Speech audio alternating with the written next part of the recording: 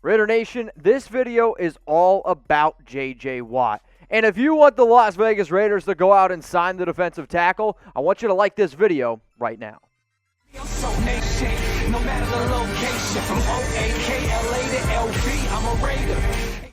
Raider Nation, what is going on? Assistant strength and conditioning coach, at least that's how I feel when I wear this shirt. Here on today's show, we're going to be breaking down the latest NFL news and rumors around J.J. Watt and how it could potentially impact the Las Vegas Raiders. So let's get into the news that happened early on Friday morning. I made a video for Chat Sports. Go check it out. But the Texans, they released Watt today after 10 seasons. If you remember about a week ago, throw that song name down in the comment section. I talked about the potential of the Raiders trading for Watt. I told everyone, do not do it. Wait until the Houston Texans to decide to move on and save $17.5 million, which is how much money he would have been owed if he would have stayed. Now, is this a surprising move for me? Yeah, I really was surprised, just for the simple fact that Watt is such an important person, not just to the Houston Texans, but to the entire city of Houston. I mean, this was a man who,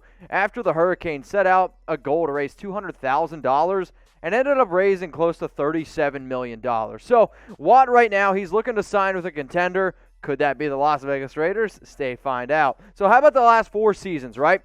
Because what type of player are you going to get at age 31? Now, in 2020, he played over 1,000 snaps. I believe the exact number is 1,037. It's like the second most he's ever played in his entire career.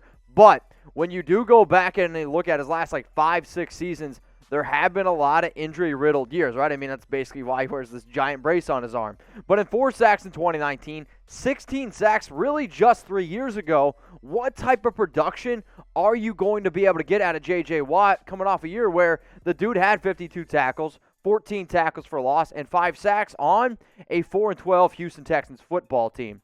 So this is what we do with the Raiders Report. Are we the most interactive channel on YouTube? I actually think we are here at Chat Sports. But we're also the #1 most watched Raiders channel because we genuinely care what y'all have to say. And after every single video, I sit here at work and I look in the comments to see what the heck you guys are typing. So let me know. Take a guess. How many years does J.J. Watt have left in terms of how many years does he have left playing in the National Football League? All right, let's talk about the Raiders here and their interest potentially in J.J. Watt.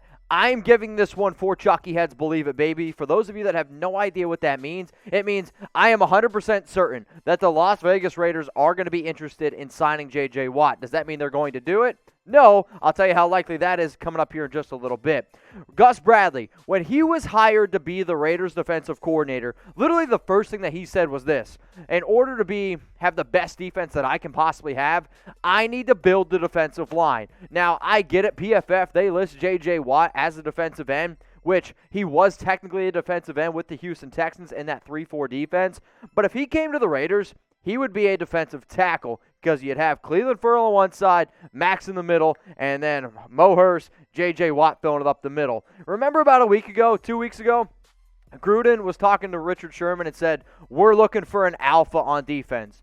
J.J. Watt is 100% an alpha on defense. Now, I get it. The Raiders right now, a little tight on salary cap space, but they have so many guys that they can move on from to make it work. And in fact, they've already moved on from a guy in Tyrell Williams, which just freed up $11.5 million. The other reason why I 100% know that they're interested in Watt, dude, they need him, and they need to be able to get after the quarterback. I mean, you saw what the Raiders did against Patrick Mahomes in Week 5. What did they do? They got after him. They knocked him to the ground. What did the Tampa Bay Buccaneers do just this past week to win the Super Bowl? They hit Patrick Mahomes. If you want to be considered the top dog, not just in the AFC West, but in the National Football League, you need to be able to get after the quarterback. And in 2020, they weren't able to do that. Only 21 sacks, which ranked 29th in the league. But, I mean, look at the number down below, okay? Kind of near where my crotch would be, if you will. The Raiders sacks, it's perfect location. Raiders sacks past 3 seasons, 66. That's dead last, and it's really not even close. 32 sacks in 2018, only 13 in 2019, and this past year, 21. That's not good enough. Now, do they have some young players up and coming? Yes, they absolutely do. Cleveland Ferrell's coming off his best year after a struggling rookie year. Max Crosby had a pretty solid year considering the fact that he was also banged up. But I want you to look at all the asterisks there. Asterisks means that these players are going to be free agents. So, Jonathan Hankins, who's one of our nose tackles and basically our top run stopper, David Irving, Malik Collins, Tack McKinley, Kendall Vickers, Vic Beasley. No matter what, and Daniel Ross, no matter what, you need to replace some guys on the defensive line. Now, Watt's going to be asking for a lot of money, which I don't know if he's going to make 17. At least, I don't think he's going to make 17 million. However, he's definitely going to be 10+ million. I mean, there's no doubt about that for a type of player that he is and that he wants to go to a contender. So how can the Raiders realistically make this work, right? Because the graphic I'm about to show you, you're going to see down below the cap space. Oh, no, Mitch, minus $7.2 million. 23rd most in the National Football League. I understand, but I'm telling you right now, if the Raiders want to make this work, they 100% can make this work. Now, the start of free agency is March 17th at 4 p.m. Eastern Time. The legal tampering period, which basically means the time where players and coaches can actually start to talk, this is 48 hours before free agency starts. The cap was supposed to be around $176 million. That was the original projection, and it got bumped up to $180.5 million. All I'm saying is the Raiders, if they want to make this happen, they can do it. Now, how do they do that? They got to start cutting some dead weight here. And speaking of weight, Trent Brown here on this next one. Yeah, that's the weight I'm talking about. They've already moved on from Tyrell Williams. Now, could they potentially move on from guys like Trent Brown and a whole bunch of other players? Yeah, they absolutely could. We don't only just cover the latest news and rumors around the Raiders. We don't only just cover the top topics going on in the NFL. We make videos literally every single day for the Las Vegas Raiders. And if you're curious about some of these cap cuts that the Raiders could make to go out and get j.j. Watt,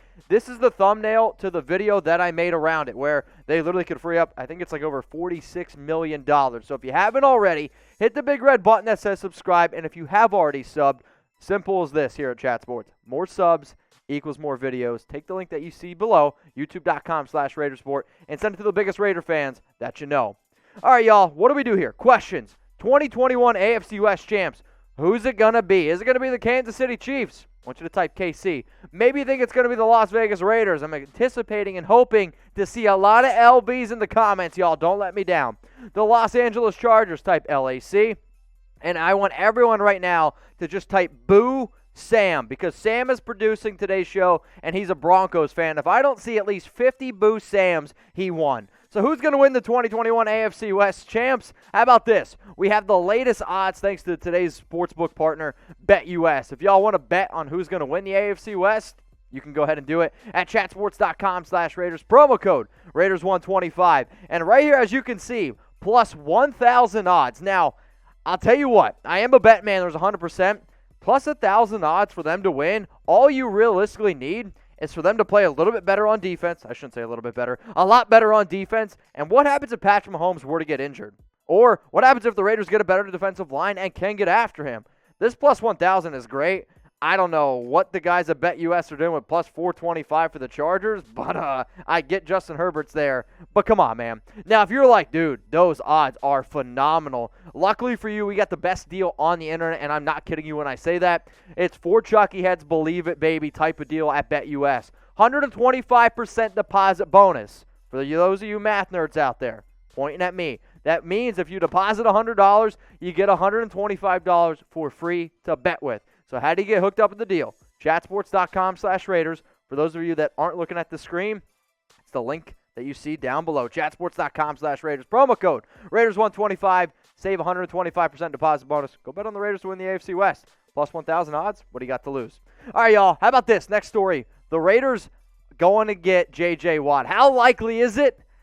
It's only one Chucky head, and it's a small shred of truth. And as much as I would love to see Watt repping in silver and black, I mean, after that speech he gave about his players and he wants guys that are going to play every down and work hard. I mean, you remember when that video went viral about a month ago? I had all these freaking fans telling me, Mitch, the Raiders need to go get Watt. They need to go get Watt. Well, now he's actually available. And I have loved Watt for a very, very long time because he will be an alpha on defense. Will he fill a major need? Absolutely. There's 100% no doubt about it. The real question is this, though.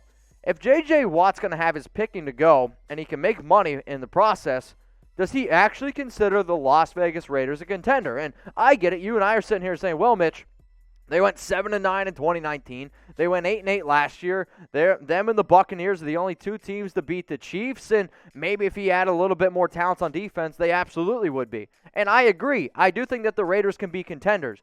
But if J.J. Watt's like, do I want to go somewhere else, you have to think about that at least being a thought process in his mind. So as soon as I came to work this morning, this is the video that I made. Believe it or not, my job is not just making Raiders videos. In fact, it's probably only like 30% of what I do here. So if you want to go see the top 5 teams most likely to go out and sign J.J. Watt, click this video here. I'll also say this. Even though the Raiders didn't make my top 5, they did make my honorable mentions list. So if you're curious and see where the Raiders are, go check out this video on our Chat Sports YouTube channel. For those of you that don't know what I'm talking about, you see this link below, youtube.com/chatsportstv. The Raiders Report is made possible thanks to a company named Chat Sports. Without Chat Sports, there's no Raiders Report. So go support them, subscribe, and check out this video here, the top destinations for J.J. Watt.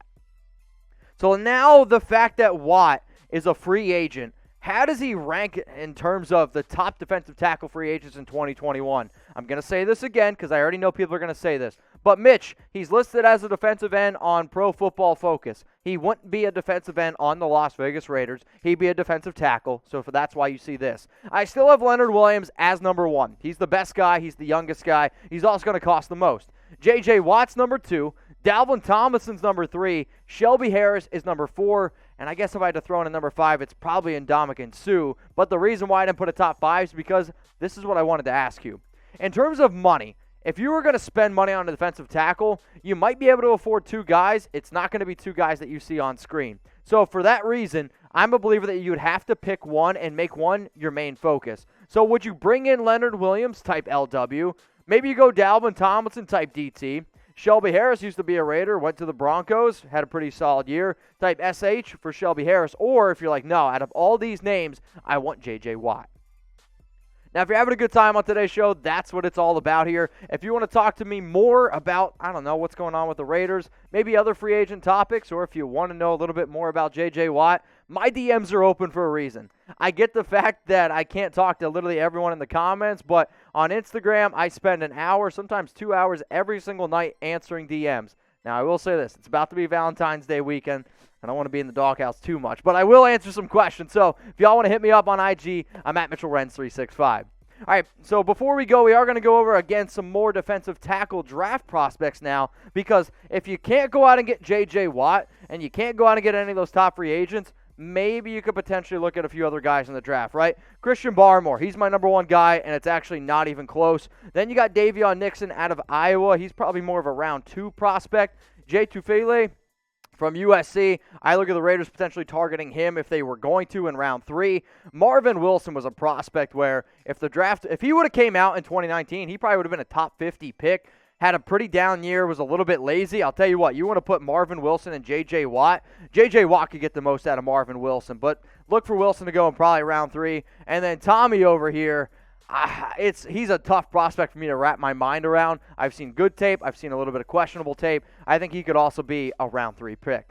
So one more time here, the Raiders, do they want J.J. Watt? Absolutely, I 100% think they do. Can they make it happen? It's only going to be one Chucky head. There's going to be a lot of teams out there looking for Watt, but the bottom line is this. If you're looking to help your defensive line, he can absolutely do it. Would he be a good fit with Gus Bradley's system? Yes, absolutely. Could it be could it be a leader helping these young players out that we have? 100%. It's just, will it happen? If it does happen, though, I promise you one thing. I'm going to be going live, breaking everything down for you. If you enjoyed today's show, guess what? We also go live every single Tuesday, 6 p.m. Eastern Time, 3 p.m. Pacific. So until then, Raider Nation, I'll see you later. Y'all have a good weekend, and make sure you tell your loved ones Happy Valentine's Day. If you haven't subscribed, there's the link below.